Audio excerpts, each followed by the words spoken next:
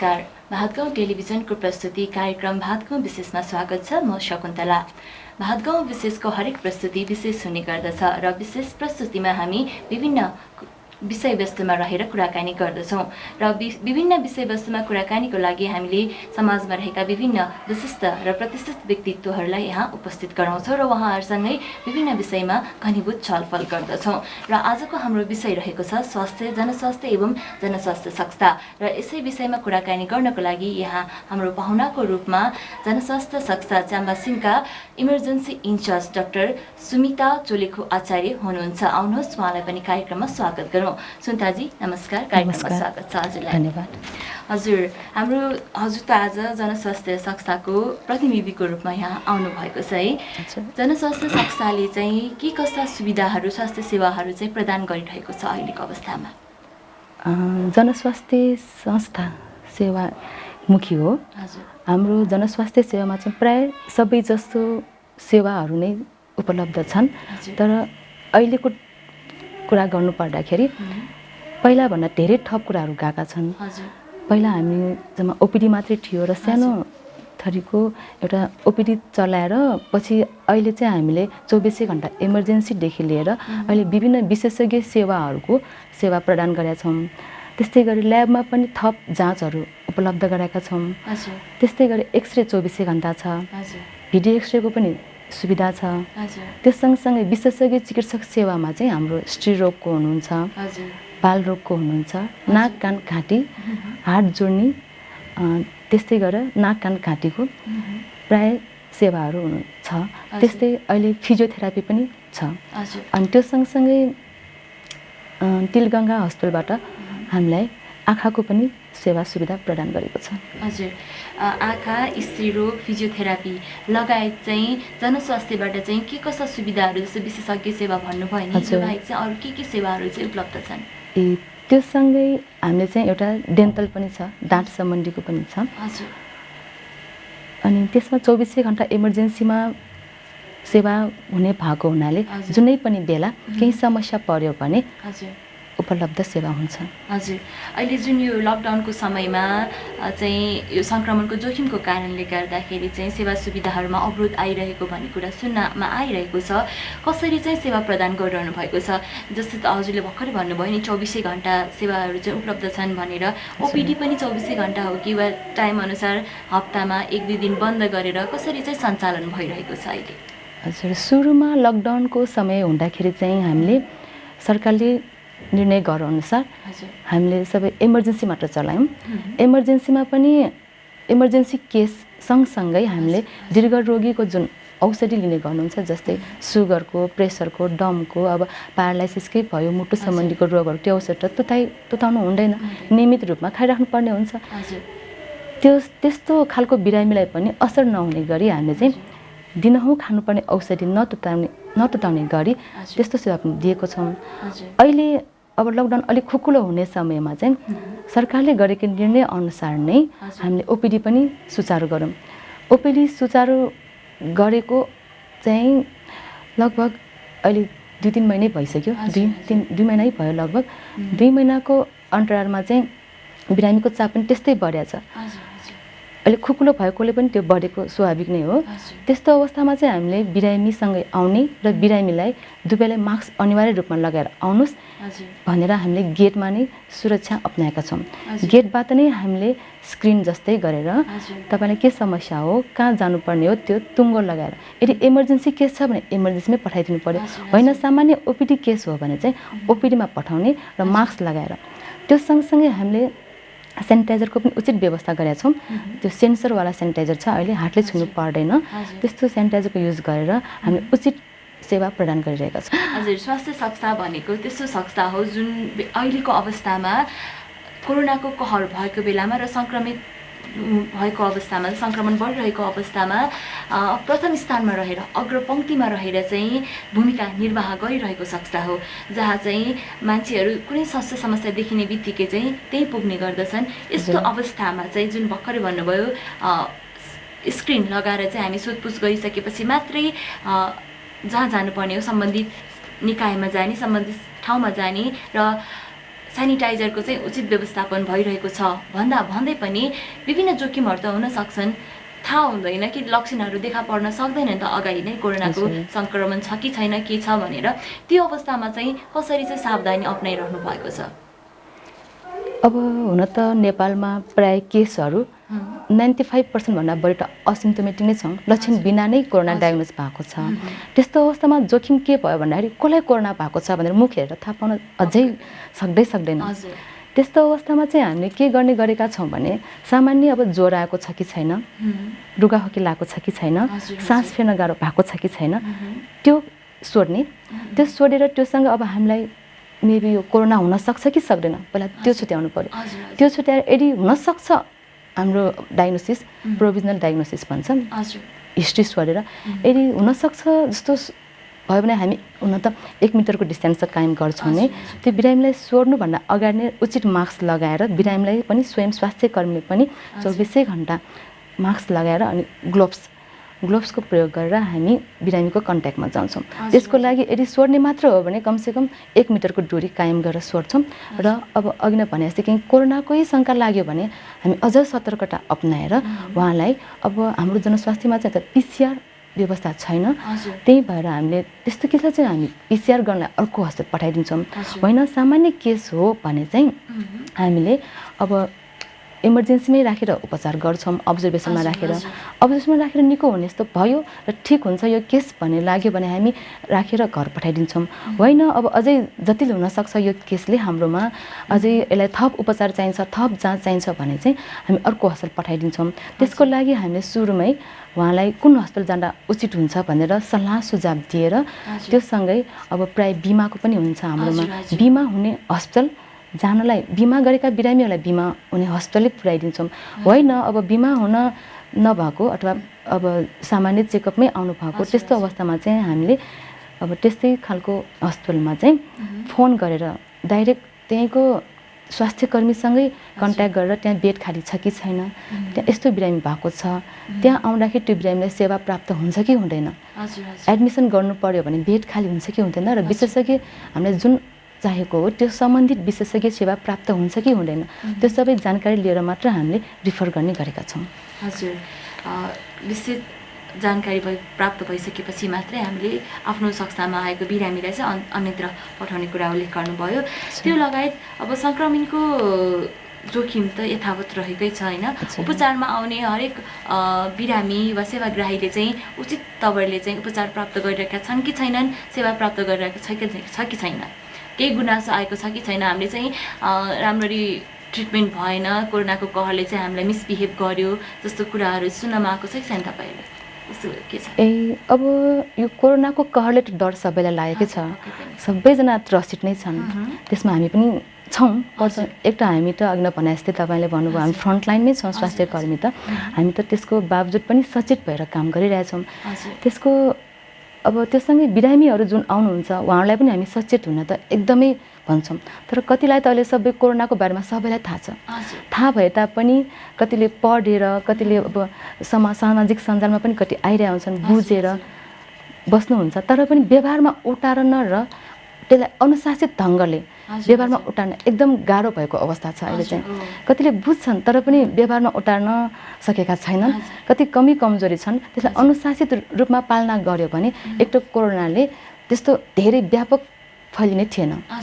तर अब फैलेको अवस्थामा पनि हामीले जनस्वास्थ्यमा सेवा प्रदान गरि नै रहेछौँ। कति प्राइभेट हस्पिटलहरू कतिले त बिरामी नै नलिने त्यो पनि सिर्जना भएको छ, त्यो अवस्था पनि। अनि त्यसमा पनि हस्पिटलै बन्द गरेको, अब सामान्य कोरोना भएको बिरामी नहेर्ने हामी भनेर अरू सामान्य अब अपरेसन गर्ने बिरामीहरू लिनको लागि पनि PCR जाँच गरेर मात्रै अब उपचार गर्ने त्यस्तो भएको छ। तर हाम्रो जनस्वास्थ्यमा चाहिँ हामीले के गर्ने गरेका छौँ भने अघि नै भने जस्तै गेटबाटै हामी बिरामीलाई सोध्छौँ के समस्या हो तपाईँको, अब इमर्जेन्सी जानुपर्ने अवस्था छ भने तुरुन्तै पठाइदिनुहुन्छ, होइन अब सामान्य ओपिडी भने ओपिडीमै पठाइदिनुहुन्छ, होइन अब औषधि मात्र लिनुहुन्छ अथवा उहाँको अब सामान्य दुखाइ मात्रै हो, अब दाँतको अलिकति दुखाइ जस्तै मात्रै भएको हो, सामान्य अब दागहरू आएको हो हात छालामा त्यस्तो सामान्य छ भने हामी चाहिँ भन्छौँ कि उहाँलाई सकेसम्म अहिले कोरोनाको कहर भएको टाइममा चाहिँ तपाईँहरू उद्देश्य त्यस्तो उपचारै पाउनुपर्ने उद्देश्य छ अथवा चाहिने नै हो भने चाहिँ आउनु पर्यो। नभए चाहिँ गेटबाटै हामीले होइन अहिले त्यस्तो दागको सामान्य दागको केही समस्या छैन भने अहिले उपचार गर्नु पर्दैन, पछि आउँदा पनि हुन्छ। अब होइन त्यो अनुसार अब स्वास्थ्य नै स्थिति नै खराब हुने अवस्था छ भने त आउनुहोस्, हामी स्वागतै गर्छौँ बिरामीलाई, त्यो अनुसार उपचार पनि हुन्छ। अनि त्यो सँगसँगै हामीले उहाँलाई चाहिँ अघि नै भनिसकेँ मैले, मास्क लगाउने सँगसँगै सेनिटाइजरको युज गर्ने। अनि हाम्रोमा चाहिँ अहिले एउटा पानी र साबुनले हात धुने चाहिँ व्यवस्था गरिदिएको छ जनस्वास्थ्यमा, बाहिर पनि छ भित्र पनि छ। मजाले हात मिची धुनलाई हामीले सबैलाई नै आग्रह गरेर मात्रै माथि ओपिडी अथवा इमर्जेन्सी जानलाई सल्लाह गरेका छौँ। अनि सँगसँगै जुन बिरामी कुर्बा पनि एकजना मात्र आउनुहोस्, बिरामीको सँगै जति आउनुहुन्छ उहाँलाई चाहिँ रोक्ने, अलि त्यसले भिडभाड पनि कम भयो, अलिकति सामाजिक दूरी बनाउनलाई पनि सजिलो हुन्छ भनेर हामीले त्यो व्यवस्था गरेका छौँ। हजुर, जुन भनी कुराकानीकै क्रममा हजुरले भन्नुभयो कि आपतकालीन अवस्थामा रहेको मान्छेहरूलाई चाहिँ कता पठाउने के छ, उपचार आवश्यकहरूलाई चाहिँ हामीले उपचार दिइरहेका छौँ र यदि त्यो आवश्यक छैन भने चाहिँ हामीले सरसल्लाह गरेर चाहिँ फर्काउने पनि गरिरहेको छु भनेर भर्खरै उल्लेख गरिरहनु हुँदाखेरि चाहिँ अब कोही व्यक्ति जस्तै आपतकालीन अवस्थामै हस्पिटल आउनु पर्यो, आफ्नो रोग जचाउनु पर्यो, स्वास्थ्य जाँच गराउनु पर्ने अवस्थामा चाहिँ हामीले अब विभिन्न विधिहरू जुन प्रक्रियाहरू छ त्यो अप्नाउन नसक्ने अवस्थामा चाहिँ इमर्जेन्सी जुन छ नि एज अ इमर्जेन्सी इन्चार्ज चाहिँ हजुरले चाहिँ के कस्तो सावधानीहरू चाहिँ अप्नाइरहनु भएको छ? तपाईँले भनेको एकदम ठिक लाग्यो होइन। इमर्जेन्सी बिरामी त अब अलरेडी तयार भएर आउने हुने, इमर्जेन्सी केस त अफकोर्स इमर्जेन्सी भएरै अब मास्क पनि नहुन सक्छ, सेनिटाइजर युज गरेर हातहरू नधुन पनि सक्नुहुन्छ नि त नि, आपतकालीन भएर त इमर्जेन्सीमा आउनु पर्यो नि होइन। त्यो अवस्थामा चाहिँ कसरी सावधानी अप्नाएर चाहिँ ट्रिटमेन्ट गराउनु भएको छ? त्यस्तो अवस्थामा चाहिँ अब डाइरेक्ट बिरामी इमर्जेन्सी नै आयो भने हामी उहाँलाई सुरुमा हेरिहाल्छौँ मास्क लगाएको छ कि छैन। अहिले चाहिँ त्यति चाहिँ हामी कन्सियस भयौँ कि मास्क लगाएको छ कि छैन। यदि छैन भने तुरन्त मिल्छ भने भिजिटरलाई मास्क लिन पठाउने, होइन त्यस्तो अवस्था छैन भने हामी आफ्नै मास्क आफ्नै जनस्वास्थ्यमा अलिकति स्टकमा छ त्यही मास्क युज गर्न लगाउँछौँ प्रथम त होइन। अनि त्यसपछि के भएको त्यो अवस्था बुझेर हामी उपचारको क्रममा जान्छौँ। त्यसको लागि हामीले ग्लोभ्स युज गर्छौँ, पिपी त छँदैछ, पिपी सँगसँगै हामीले ग्लोभ्स युज गरेर उहाँलाई के भएको छ त्यो राम्रोसँग बुझ्नको लागि अलिक नजिकै त एप्रोच हुनु पर्यो। त्यसको लागि त 1 मिटरको दूरी कायम नहुन सक्छ, सकेसम्म गर्छौँ। तर अब बिरामीको अवस्था हेरेर ब्लिडिङ नै भइरहेछ, मान्छे बेहोसै भइरहेछ भने हामी 1 मिटरको दूरीमा पनि त अब त्यो मान्यता त राख्न सकिँदैन। त्यस्तो अवस्थामा नजिकै गएर आँखादेखि मुख सबै हेर्नुपर्ने हुन्छ के छ अवस्था भने। त्यस्तो अवस्थामा हामीले दूरीको ख्याल राख्दैनौँ, तर आफू पुरा सुरक्षित हुने गरी चस्मा लगाउँछौँ। त्यसपछि भाइजर छ हामीसँग, भाइजर लगाउँछौँ। सँगसँगै हामीले अब जुन बिरामीलाई पनि उहाँलाई पनि मास्क लगाइदिने र वरिपरि अरू जो हुनुहुन्छ उहाँलाई पनि मास्क उचित व्यवस्थापन गर्नलाई सल्लाह गर्छौँ। अनि त्यसपछि मात्र हामीले उपचारको क्रम जारी गर्छौँ। हजुर, कतिपय ठाउँमा चाहिँ कस्तो पनि सुन्न आएको छ भने उपचारको लागि लाँदा इमर्जेन्सी केसमा पनि चाहिँ लाँदै हस्पिटलले एडमिट नगरेको कारणले चाहिँ बाटोमै मृत्यु हुने त्यस्तो केसहरू पनि सुन्नमा आएको छ होइन। त्यस्तो केसहरू, त्यस्तो इमर्जेन्सी केसहरू अहिलेको यो लकडाउनको अवधिमा चाहिँ आएको छ कि छैन जनस्वास्थ्यमा, के छ? त्यस्तै भयो। अस्ति भर्खरै म ड्युटीमा थिएँ अनि हामीले चाहिँ अब बिरामी त आइ नै रहेछन्, अझै पहिलाको भन्दा झन् बढेछ अहिले बिरामीको जुन चाप छ अझै बढेछ। तर बिरामीलाई हस्पिटल दिनै मानिरहेको छैन, अर्को समस्या त्यो छ। अब हाम्रो त जनस्वास्थ्य हो, हाम्रो त आएका बिरामीहरूलाई इमर्जेन्सीदेखि ओपिडी सबै उपचार गर्छौँ नै। तर अब कुनै तपाईँले भन्नुभयो एडमिसन गर्नुपर्ने केसमा चाहिँ एडमिसनै चाहेको अवस्थामा चाहिँ हामीले अघि नै पनि भनिसकेको छु मैले, फोन गर्छौँ कस्तो छ त केस भनेर उहाँको उताको जुन हस्पिटलमा पठाउने हो सम्बन्धित हस्पिटलमा हामीले फोन गरेर यस्तो केस छ, अब यसलाई चाहिँ एडमिसन चाहिन्छ अथवा यो सम्बन्धित विशेषज्ञ डाक्टर देखाउनु पर्ने हुन्छ, त्यो सेवा तपाईँहरू कहाँ छ कि छैन, यो बिरामी पठाउँदा तपाईँहरू कहाँ सेवा उपलब्ध हुन्छ कि हुँदैन, यदि हुन्छ भने हामी पठाइदिन्छौँ, अथवा बेड खाली छ भने हामी पठाइदिन्छौँ, अथवा अपरेसनै गर्नुपर्ने छ अवस्था अपरेसन हुन्छ भने हामी पठाइदिन्छौँ। यदि हुँदैन भन्नुभयो भने चाहिँ हामी अर्को हस्पिटलमा फोन गर्छौँ। चाहे त्यसको लागि हामीले अरू बिरामीहरूलाई पनि अलिकति वेट गराएर हामी भिजिटरलाई पनि काउन्सिल गराइदिन्छौँ। अगाडि नै भिजिटरलाई पनि काउन्सिल गराएर तपाईँहरूलाई यस्तो फोन गर्न लगाएको छौँ हामीले, कुन हस्पिटल जाने त तपाईँहरू यो हस्पिटल तपाईँहरू जान सक्नुहुन्छ, यसमा कुन चुज गर्नुहुन्छ, पहिला उहाँलाई चुज गर्न लगायौँ। अनि उहाँलाई चुज गर्न लगाएपछि हामीले यसमा चाहिँ अब बेड खाली छ अथवा छैन त्यो पुरा जानकारी दिएर मात्र हामीले चाहिँ रिफर गरेछौँ। जसले गर्दा अघि न बाटोमै मर्ने त्यस्तो भन्नुभयो तपाईँले, त्यस्तो समस्या न्यून होस्। भइहाले पनि अब कम होस् अथवा हुनै नदिउँ, हाम्रो लक्ष्य त हुनै नदिउँ। हामीले पनि अब आफूले चाहेको, आफूले उपचार गरेको बिरामीको उपचार राम्रो होस्, सेवा राम्रो होस्, उनीहरू अलिक खुसी भएर जाओस्, उनीहरूको स्वास्थ्य अझै सुधार भएको त्यो हामीलाई सन्तुष्टि मिल्छ। त्यसपछि हामीले उपचार गरेको ल ठिक भयो भन्ने मात्र लाग्छ। त्यही भएर हामीले प्रिफर गर्दाखेरि त्यस्तो गर्ने गर्छौँ, बिच बाटोमा केही नहोस् भनेर। नभइकन चाहिँ अन्य कारणले हस्पिटलले नलिँदाखेरि, चेकअप नगरिदिँदाखेरि चाहिँ मान्छेहरूको चाहिँ अहिले मृत्यु हुने खबर चाहिँ आइरहेको छ। कोरोनाले भन्दाखेरि पनि अन्य कारणले, जुन स्वास्थ्य समस्याको कारणले मान्छेहरूको मृत्यु भइरहेको छ, जसलाई चाहिँ न्यूनीकरणको लागि चाहिँ जनस्वास्थ्यले चाहिँ आफ्नो सकेसम्मको पहल गरिरहनु भएको कुरा उल्लेख गर्नुभयो। यही क्रममा चाहिँ जस्तो अहिले भन्नुभयो कि स्वास्थ्य समस्या र कोरोनाको जोखिम चाहिँ उच्च रहेको सक्छ, स्वास्थ्य सक्छ। त्यो कारणले मान्छेहरू जस्तो मिसबिहेभहरू हुने सुन्न पनि आइरहेको छ र त्यस्तो भोगी पनि रहेको अवस्थामा चाहिँ विभिन्न स्वास्थ्य समस्या देखा पर्दाखेरि पनि यस्तो हुन्छ, राम्रो ट्रिटमेन्ट गर्दैन, बरु घरमै बसौँ भन्ने बिरामीहरूको लागि चाहिँ हजुर के भन्नुहुन्छ? अब यो कोरोनाको कहर यति हुँदै पनि स्वास्थ्य संस्थामा आउन नमानेकाहरूलाई चाहिँ मेरो एउटा सुझाव, तपाईँ रोग पालेर बस्नु भएको छ। रोग पाल्नु भनेको कहिले पनि राम्रो कुरा होइन।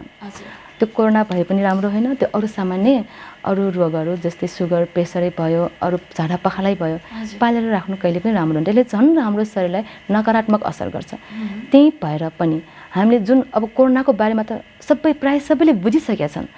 यसको बच्ने उपाय के छ त, यो कसरी सर्छ त, त्यो त प्रायःलाई जानकारी छ, तर हामीले त्यसलाई व्यवहारमा उठाउन पनि नसक्या हो। व्यवहारमा उठाउनलाई हिचकिचाइरहेछौँ। समस्या त्यहाँ छ।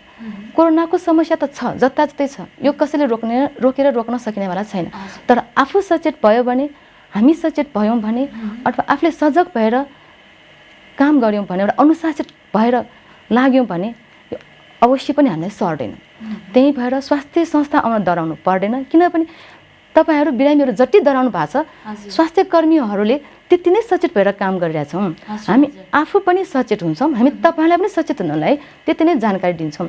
त्यसैले स्वास्थ्य संस्था आउन डराउनु पर्दैन। मेन समस्या भनेको तपाईँहरूको रोगको उपचार हुनु पर्यो। उपचार गर्नको लागि स्वास्थ्य संस्था आउनुहोस्, तर उचित मास्क लगाएर आउनुहोस्।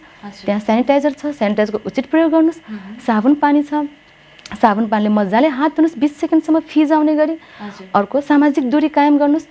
अब अफकोर्स स्वास्थ्य संस्थामा आएपछि भिडभाड अलिक भइहाल्छ, त्यसमा हामीले व्यक्तिगत दूरी कायम गर्नै पर्यो। लाइन बस्दादेखि लिएर हामीले इमर्जेन्सीमा आउँदाखेरि, ओपिडीमा आउँदाखेरि, डक्टरसँग बस्दाखेरि जुन दूरी छ त्यो दूरी स्वयंले कायम गऱ्यौँ भने, र अघि नै भने जस्तै मास्क लगाएर हामीले अब उचित अनुशासन पालन गरेर, व्यक्तिगत दूरी पालन गरेर, अथवा हाछिउ आउँदा खोक्दाखेरि मुख छोपेर, जुन यस्ता अनेकन उपायहरू छन्, त्यो उपाय अपनाउनु भयो भने तपाईँलाई डर कम अफकोर्स हुन्छ।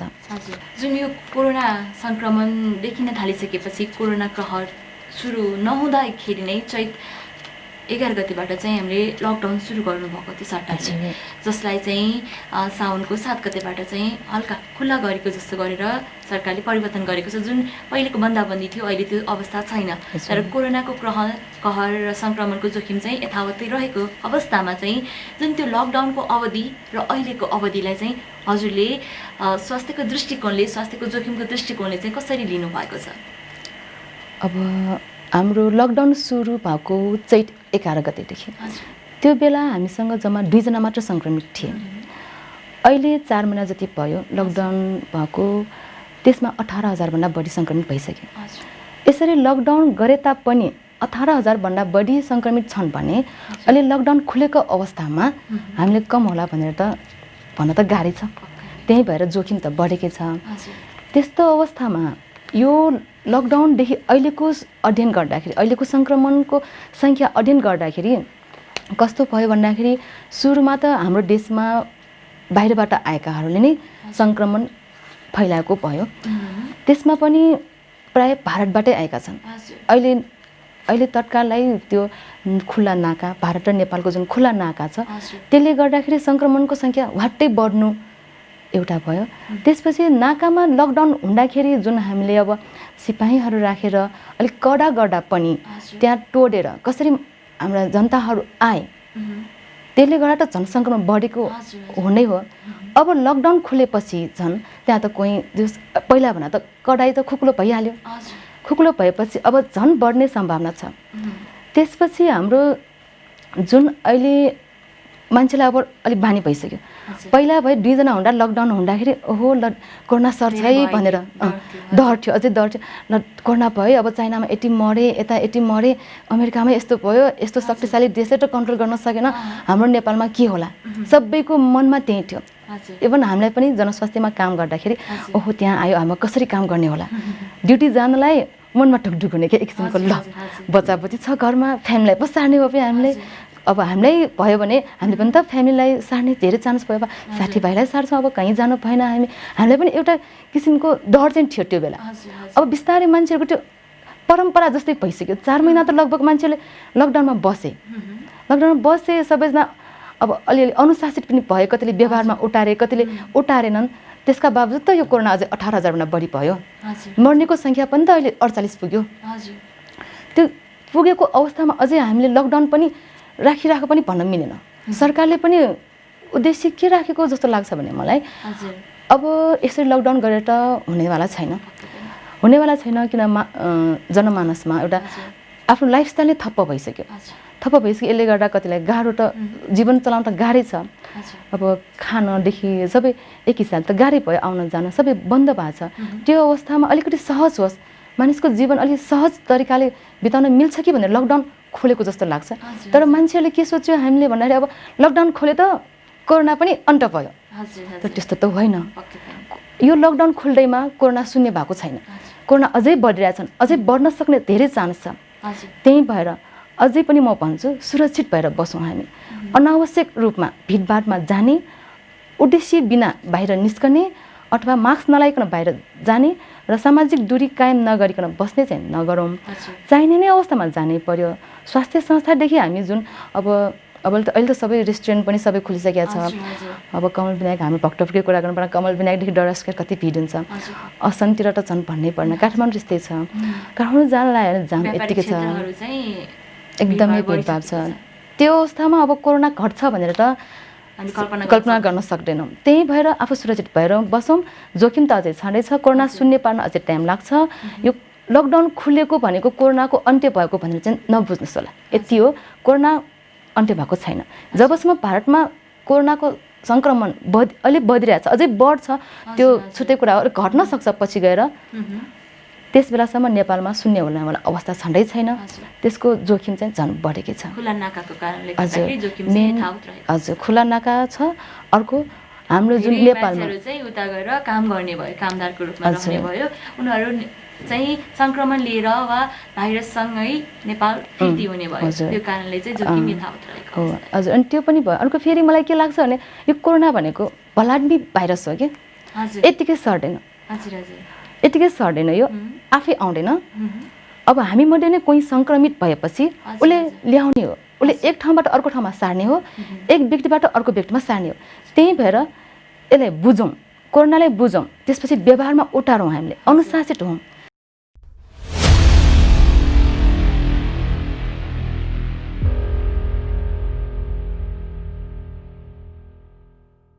हजुर, जुन भनिरहनु भएको छ अग्रपन्थीमा रहेर काम गरिरहँदाखेरि लकडाउनको समयमै आफूले सेवा प्रदान गरिरहनु पर्दा, ड्युटीमा जानु पर्दाखेरि होइन, अब आफ्नो मनमा डर हुँदाहुँदै पनि आफूले गर्नुपर्ने काम गर्नुपर्ने वा आफ्नो जुन यो कोरोनाको समयमा सबैभन्दा बढी खटिनु भएको, आफ्नो दिलो ज्यान लगाएर लागि पर्नु भएको, नियन्त्रण गर्नको लागि लागि गर्नुपर्ने काम चाहिँ स्वास्थ्यकर्मीले गर्दै आइरहनु भएको छ है। एज अ स्वास्थ्यकर्मी तपाईँ पनि त जानुहुन्छ दिनदिनै त्यो अवस्थामा पनि, आफूले भनि पनि हाल्नुभयो कि म पनि गएँ, डरसँगै गएको छु, परिवारलाई सर्छ कि भनेर चाहिँ त्यो भय हुँदाहुँदै पनि आफ्नो कर्म चाहिँ निरन्तर गरिरहनु भएको अवस्थामा चाहिँ आफू गइसकेपछि यो समाजमा चाहिँ दिनदिनै बिरामीहरूलाई भेटघाट गर्छ यो मान्छेले, यो मान्छेसँग सङ्गत गर्नु हुँदैन, टाढै बस्नुपर्छ भने त्यस्तो मिसबिहेभहरू भएको छ कि छैन समाजमा? त्यस्तो अब पर्सनली चाहिँ आएन। हजुर, अब हामी पनि अलिक सचेत नै भएका हुनाले त्यस्तो चाहिँ भएन। घरमा पनि हामी अलिक सचेत तरिकाले बस्यौँ। अनि अर्को साथीसँग पनि म खासै भेटेन यो समयमा चाहिँ। अनि अब घरमा जाँदा पनि हामी जनस्वास्थ्य ड्युटी सिध्याएरै राम्रोसँग त्यहीँ नै हात धोएर साबुन पानीले हात धोएर नुहाएर नै अनि घर प्रवेश गर्दा पनि हामीले सबै त्यो लुगाहरू चेन्ज गरेर लुगा धोएर अनि साबुन पानीले हात धोएर मात्रै घरभित्र प्रवेश गर्ने गरेका छौँ। अनि त्योसँगै अब मास्क त लगाएकै छौँ, ग्लोभ्स पनि लगाएकै हुन्छौँ हामीले। त्यही भएर त्यो सचेतता अप्नाएर मात्रै हामी गएको हुनाले चाहिँ प्रायले बुझ्नु भएको छ। फेरि हामीले नै सम्झाउने भएको हुनाले चाहिँ हामीले नै अब घरमा बस्ने वरिपरि बस्ने आमा बुवादेखि सबै हामीले नै सम्झाइराख्नु पर्ने भएको हुनाले चाहिँ त्यस्तो हेलाको फिल चाहिँ भएन, मलाई चाहिँ पर्सनली भएन। तर कतिजना सिस्टरहरूलाई साथीहरूलाई चाहिँ भएको सुनेको छु मैले चाहिँ। कतिपयले भन्छन् कि सुन्न पनि आएको छ कि मैले चाहिँ यस्तो दुर्व्यवहार सहनु पर्यो, तपाईँको परिवारमा कोही डक्टर नर्स बन्न खोजिरहनु भएको छ भने नबनाउनु भन्ने न्युजहरू पनि आएको छ नि त। त्यस्तो तपाईँले भोग्नु भएन, तपाईँको संस्थाका कोही कर्मचारी कोही तपाईँभन्दा जुनियरले चाहिँ त्यस्तो भोग्नु भएको छ कि छैन, त्यस्तो सुन्नमा आएको छ के छ? अब हाम्रो त जनस्वास्थ्य एउटा नाफामूलक भन्दा पनि सेवामुखी भएको हुनाले चाहिँ सबैले सेवा भागले नै काम गर्ने भयो। अनि त्यहाँ आउने बिरामीहरू भन्नु पर्यो, उहाँहरू पनि एउटा आस्था लिएर आउँछन् कि हाम्रोमा चाहिँ एउटा आस्था हुन्छ। त्यही भएर अब स्थानीय नै हामी प्राय त्यहाँ काम गर्नेहरू सबै स्थानीय नै छौँ। त्यही भएर त्यो हिसाबले पनि हामीलाई चाहिँ अलि अझै खुसी हुनुहुन्छ उहाँ पनि, यस्तो अवस्थामा पनि काम गऱ्यो है तिमीहरूले, ल ग्रेट जब भनेर अब फेसबुकमा पनि कतिजनाले त्यो ट्याग गरेर फोटोमा ट्याग गरेर ल राम्रो काम गरिरहेछौ तिमीहरूले, जस राम्रो गर्यो, यो भनेको एकदम सही कुरा हो, तिमीहरूले यसमा अब जस अगाडि बढ्नुपर्छ, यसरी नै हो अगाडि बढ्ने भनेर हौसला चाहिँ मिलेको छ। साथीहरूले पनि भन्दाखेरि त्यही रूपमा गएको छौँ हामी। तर हेला गरेको भनेर कसरी तुच्छ व्यवहार गरेको चाहिँ त्यस्तो थाहा भएन। मैले चाहिँ अरू हस्पिटलमा चाहिँ सुनेको छु, हाम्रो जनस्वास्थ्यमा चाहिँ त्यस्तो थाहा भएन, मलाई थाहा कसरी सुनेको छैन। हजुर, त्यही अन्यमा आएको त्यो समाचारहरू सुन्नमा आएको भएर चाहिँ के छ भनेर बुझ्नको लागि मैले प्रश्न गरेको भने अहिलेको यो बर्खाको समय छ है, फेरि कोरोना कहर पनि बाँकी नै रहेको छ, मान्छेहरू हतपत अब स्वास्थ्य संस्थामा जान नसक्ने अवस्था पनि छ। यस्तो अवस्थामा चाहिँ विभिन्न सङ्क्रमणजन्य रोगहरूको पनि अहिले छ नि त अवस्था रहेको अवस्थामा चाहिँ सङ्क्रमणजन्य रोगहरूबाट जोगिन चाहिँ के कस्ता उपायहरू अपनाउन सक्छौँ हामीले? अब सङ्क्रमण त भाइरस ब्याक्टेरियल जे पनि छ होइन, अब त्यसको मुख्य उपचार नै सरसफाइमा ध्यान दिने हो। यो कोरोना पनि भाइरस भए तापनि यसले पनि सरसफाइमा धेरै ध्यान दियो भने धेरै हदसम्म घट्छ। त्यही भएर म त सरसफाइमा सुरुमा ध्यान दिनुपर्छ। सँगसँगै अब मास्क लाउने भयो, त्यसपछि हामी स्वास्थ्य कर्मीको नाताले हरेक बिरामीलाई जाँच गर्दाखेरि ग्लोभ्स लगाएर एउटा बिरामीलाई जाँच गरेपछि ग्लोभ्स त्यो फुकाल्ने अनि अर्को ग्लोभ्स लगाउने, त्यसरी हामीले इच बिरामीलाई एउटा जो सङ्क्रमण हुन्छ भनेर सोचेर मात्रै हामीले काम गर्छौँ। अब एकजना बिरामी उसलाई नहोला छुट्टै हो, तर हामीले त हुनसक्छ उसलाई पनि छ 100% छ भनेर नै काम गर्छौँ। त्यो अवस्थामा चाहिँ हामीले त्यसरी काम गरिरहन्छौँ। अनि अर्को अब सिजनल तपाईँले अहिले भन्नुभयो, वर्षायाम छ, झाडा पखाला लागेको बिरामीहरू आउनुहुन्छ हाम्रोमा। अनि फेरि त्यस्तै अहिले त मस्किटो पनि आउँछ, डेङ्गु। लास्ट इयर डेङ्गुको धेरै नै जस अलि प्रकोप भएको थियो यो भक्तपुरसँगै अरू जिल्लामा पनि है। अनि त्यो हुनाले चाहिँ अहिले डेङ्गु आउने समय भएको हुनाले चाहिँ म फेरि पनि सरसफाइमै ध्यान दिनुहोस्। हाम्रो वरिपरि खाल्डाखुल्डी छ भने त्यो लामखुट्टेहरू जुन हटाउनलाई सरसफाइ गर्नु पर्यो, खाल्डाखुल्डी पुर्नु पर्यो, पानी जम्मा नगरौँ। जबकि लामखुट्टे त्यहीँबाट उत्पादन हुन्छ भने त्यसका सुरक्षाका उपायहरू, त्यसबाट बच्ने उपायहरू हामीले अवलम्बन गर्नै पर्यो। भनिन्छ नि prevention is better than care भनेर होइन, त्यही हो। अनि अर्को झाडा पखाला हुन्छ अहिले चाहिँ प्रायलाई, झाडा पखालाको लागि पनि हामीले सरसफाइमा अलिक बढ्ने जोड दिनुपर्छ। जस्तो कि अब खाना खानु अघि राम्ररी साबुन पानीले हात धुनु पर्यो, दिसा पिसाब गरिसकेपछि राम्ररी साबुन पानीले मिची हात धुनु पर्यो। त्योसँगै खानेकुराहरू बासी नखाने, ताजा खानेकुरा खाने। अझै यो अहिले यो कोरोनाको कहरले गर्दा खानेकुरा पनि अलि राम्रोसँग पखालेर राम्रोसँग पकाएर मात्र खाने गरौँ। अब अलिकति हाम्रो लाइफस्टाइल पनि चेन्ज भएको अवस्थामा चाहिँ हामीले अलिक फिजिकल एक्सर्साइजमा पनि ध्यान दिने कि अब शारीरिक व्यायाम कम भएको देखिन्छ। अहिले सबै मोटोपनको समस्या छ, त्यस्तै गरेर प्रेसर सुगर पहिलाको तुलनामा अहिले चाहिँ धेरै नै बढेको देखिन्छ। त्यही भएर हामीले खानपानमा ध्यान दिनु पर्यो। फाइबरयुक्त खानेकुरा धेरै खाने, माछा मासु कम गर्ने, चिल्लो पिरो कम गर्ने, सँगसँगै अब धुम्रपान मद्यपान कतिजनाले गर्नुहुन्छ त्यो पनि बन्द गर्नु पर्यो। र अर्को अब लाइफस्टाइल चेन्जै गर्ने हो भने चाहिँ एक्सर्साइजमा ध्यान दिने, अनि समय समयमा चाहिँ स्वास्थ्य जाँचहरू जनरल चेकअप चाहिँ गराइराख्नुपर्छ। हजुर, यी उपायहरू अपनाउँदाखेरि चाहिँ हामी सङ्क्रमणजन्य रोगबाट चाहिँ बच्न सक्छौँ। धेरै राम्रो कुराहरू गर्नुभयो। र फेरि एकपल्ट म कोरोनाकै सङ्क्रमणकै कुरामा आउँछु। जस्तै हाम्रो भक्तपुर जिल्लामा भक्तपुर नगरभित्र पनि लकडाउनकै अवधिमा चाहिँ 2-3जनामा चाहिँ सङ्क्रमितहरू फेला पर्यो भन्ने जुन खबरहरू आयो होइन, त्यो अवस्थामा चाहिँ जनस्वास्थ्य संस्थाले चाहिँ कस्तो भूमिका निर्वाह गर्यो, त्यो संस्थाको चाहिँ भूमिका कस्तो रह्यो? हुन त हाम्रोमा पनि आउनु नै थियो त्यो एक दिन त हामीले कल्पना त गरि नै रह्यो। यस्तो संसारभर फैलिरहेको बेला, कोरोना फैलिरहेको बेलामा भक्तपुरमा आउनु त्यो ठुलो कुरा त होइन। त्यो आउँछ नै भन्ने कल्पना गरिरहेको थियौँ त आयो।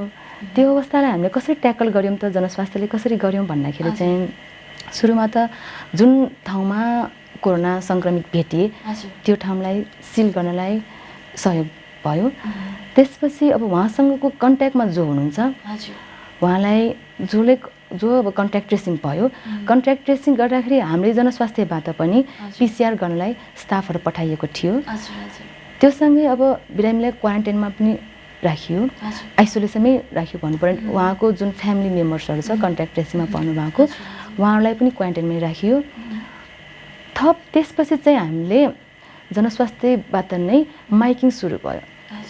बिहान बेलुका 2-3 घन्टा चाहिँ गाडीबाट नै हाम्रो साथीहरूले कोरोनाबाट बस्ने उपायदेखि लिएर लक्षणहरू के हुन्छन्, यसबाट जोगिने उपायहरू र केही परेमा हामी जनस्वास्थ्य नै आउनुहोस्, लुकाएर नराख्नुहोस् र मान्छेहरूलाई सामाजिक दूरी कायम गर्नलाई, भिडभाड नगर्नलाई, हात साबुन पानीले धुनलाई, मास्क लगाउनलाई र घरमै बस्नलाई अनुरोध गरेको पनि देखिन्छ।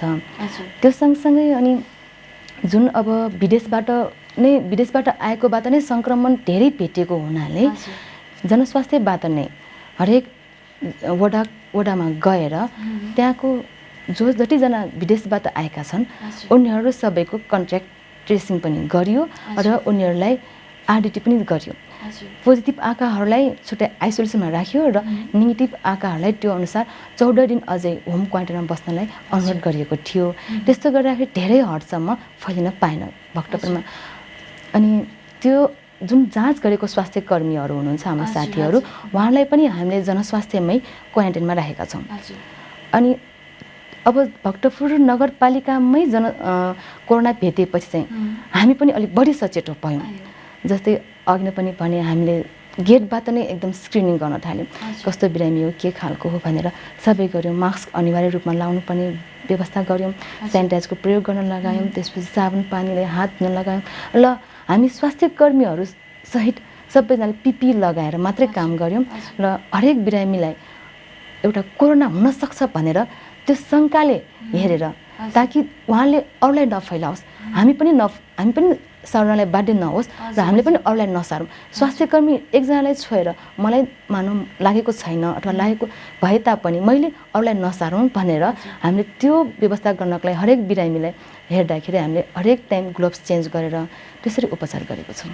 हजुर भर्खरै भन्नुभयो कि स्वास्थ्यकर्मीहरूको लागि चाहिँ क्वारेन्टाइनको व्यवस्था गरियो भनेर। अहिले पनि अब कोही जचाउने क्रममा सङ्क्रमित भेटियो भने चाहिँ जनस्वास्थ्यमै क्वारेन्टाइनको व्यवस्था छ कि छैन, आइसोलेसनको त्यो व्यवस्था छ कि छैन, के छ? अब जनस्वास्थ्यमै त्यस्तो हाम्रो स्टाफहरूको लागि चाहिँ राखेको छ, त्यस्तो व्यवस्था छ। तर बाहिर बिरामीहरूको लागि चाहिँ हामीले त्यस्तो वार्ड खोलेको छैन तत्काललाई, तर खोल्ने प्लान चाहिँ छ हाम्रोमा। अब खोपो हस्पिटलले निर्माण सिद्धिएपछि त्यही हस्पिटलमा आइसोलेसन राख्ने र त्यही व्यवस्था गर्ने भावी योजना छ, अहिले तत्कालै चाहिँ छैन। हजुर, आज यो भातगाउँ विशेषको लगभग समय समाप्त हुन लागिसकेको छ र अन्तिम क्षणमा चाहिँ टेलिभिजन हेरिरहनु भएको सम्पूर्ण दर्शकवृन्दहरूलाई चाहिँ के भन्न चाहनुहुन्छ? अब दर्शकवृन्दहरूलाई चाहिँ हामी जनस्वास्थ्यमा काम गर्छौँ, एउटा सेवा भावनाले काम गर्छौँ, त्यो तपाईँहरूले बुझ्नु भएकै छ। अझ एउटा के कुरा बुझ्नु पर्यो भन्दाखेरि कोरोनाको कहर छ अहिले, यो कुरा हामीले बुझेका छौँ, सबैले बुझ्छौँ, थाहा छ। यसलाई कसरी सर्ने र कसरी बच्न सकिन्छ योबाट बुझेका छौँ हामीले, पढेर अथवा कहीँ हेरेर कसैले भनेर त्यो बुझ्छौँ। तर यसलाई व्यवहारमा उतारिदिनु होला, अनुशासित भएर यसको नियम पालना गरिदिनु होला। यसको सचेतता हामीले बुझेका कुराहरू व्यवहारमा उतारेर आफूले जानेका कुराहरू अरूलाई सुनाएर सामाजिक दूरी कायम गर्नुहोस्, मास्क लगाएर हिँड्नुहोस्, सकेसम्म बाहिर नहिँड्दै नहिँड्नुहोस्। त्यस्तो अब चाहिने नै अवस्थामा मात्र बाहिर भेटघाट गर्नु पर्यो। र अहिले झन् यो गाडीहरू जुन सार्वजनिक लकडाउन खोलेको छ त्यसले गर्दा जोखिम त बढेकै छ। अब तपाईँ हाम्रोको काम छ, सरकारले त लकडाउन गरेर हेरिसक्नु भयो। अब हाम्रो काम छ कि हामीले कसरी यसलाई कोरोनालाई कम गर्न सक्छौँ त, कसरी हामीले कोरोनासँग अब जिउन सक्छौँ त, त्यो सिक्नुपर्ने बाध्यता छ हाम्रो। त्यही भएर एक अर्कालाई सहयोग गरौँ, हामी एक अर्कासँग मिलेर कसरी कोरोनालाई घटाउन सकिन्छ अथवा शून्य कसरी पार्न सकिन्छ। तत्काल त यो सम्भव छँदै छैन। लकडाउन अन्त्य भयो भन्दैमा डराइहाल्नुपर्ने छैन र यसको फाइदा पनि उठाउनु पर्ने कुरा छैन। सदुपयोग गरौँ। सदुपयोग कसरी गर्न सकिन्छ त हामीले भन्दाखेरि अघि नै भने जस्तै यसबाट बच्ने उपायहरू के छन् त त्यो अवलम्बन गरौँ, त्यो व्यवहारमा उतारौँ, त्यो अनुशासित भएर पालना गरौँ। र सरकारले पनि एउटा अब समुदाय स्तरमा फैल्यो कि फैलेन त्यसको परीक्षणको दायरा बढाइदिएर अझै जनतालाई सेवा सुविधा बढाएको भए अझै राम्रो हुनेछ। हजुर, पक्कै पनि सरकारले आफ्नो दायित्व निर्वाह गर्नुहुन्छ होला है। र आजको यस कार्यक्रममा आइदिनु भयो, समय दिनुभयो र जनस्वास्थ्य एवं विभिन्न स्वास्थ्य सम्बन्धी कुराकानी जानकारी दिनुभयो, त्यसको लागि धेरै धेरै धन्यवाद छ तपाईँ। धन्यवाद, मलाई पनि केही कुरा राख्ने अवसर दिनुभएकोमा धन्यवाद। आजको भातगाउँ विशेषको लगभग समय समाप्त भइसकेको छ र भातगाउँ टेलिभिजनको प्रस्तुति कार्यक्रम भातगाउँ विशेषमा आज हामीले जनस्वास्थ्य शाखाका इमर्जेन्सी इन्चार्ज डाक्टर सुमिता चोलेखु आचार्यसँगको कुराकानी प्रस्तुत गरेका हौँ। र आजको प्रस्तुति तपाईँलाई कस्तो लाग्यो, कुनै पनि सल्लाह सुझाव भए पक्कै पनि हामीलाई सम्झन सक्नुहुनेछ र अर्को प्रस्तुतिमा अर्को एक विषयमा छलफल गर्ने नै छौँ। र भातगाउँ टेलिभिजन हेर्दै रहनुहोला। नमस्कार।